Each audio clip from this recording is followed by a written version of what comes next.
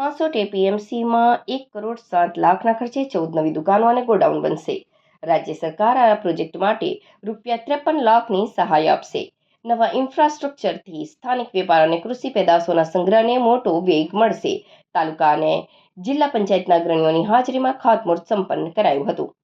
ભરૂચ જિલ્લાના હાંસોટ ખાતે આવેલ ખેતીવાડી ઉત્પન્ન બજાર સમિતિ એપીએમસીમાં ખેડૂતો અને વેપારીઓની લાંબી સમયથી સુવિધા માટે એક મહત્વપૂર્ણ પગલું ભરવામાં આવ્યું છે. હાંસોટ એપીએમસીમાં કુલ 1,07,00,000ના ખર્ચે 14 નવી દુકાનો અને આધુનિક ગોડાઉનનું નિર્માણ કરવામાં આવશે.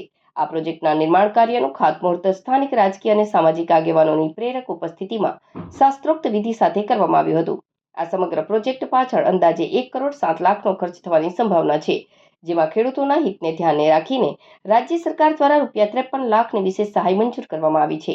બાકીની રકમ અને આયોજન એપીએમસી દ્વારા સંભાળવામાં આવશે, જેથી નિર્માણ કાર્ય સમયસર પૂરું કરી શકાય.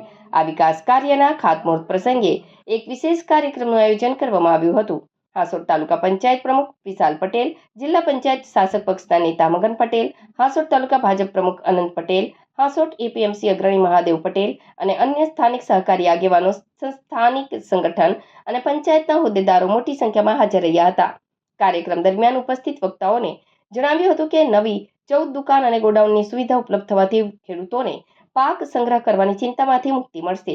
ચોમાસા કે અન્ય ઋતુઓમાં કૃષિ ઉત્પાદન બગડશે નહીં અને વેચાણ માટે પણ વધુ અનુકૂળ તેમજ આધુનિક વાતાવરણ મળશે. આનાથી સ્થાનિક રોજગારી અને વેપાર પ્રવૃત્તિઓને નવી ગતિ મળશે. આજ રોજ હાંસોટ એપીએમસી ખાતે શોપ કમ ગોડાઉનનું બાંધકામ માટે ખાતમુહૂર્ત કરવામાં આવ્યું હતું. 14 દુકાનો શોપ કમ ગોડાઉન બાંધવા માટે ₹1,07,00,000 જેટલું એસ્ટિમેટ થતું હતું. તેમાં ₹53 લાખ જેટલી રકમ ગુજરાત સરકાર તરફથી સબસિડી પેટે ખાતામાં જમા પણ થઈ ગઈ છે.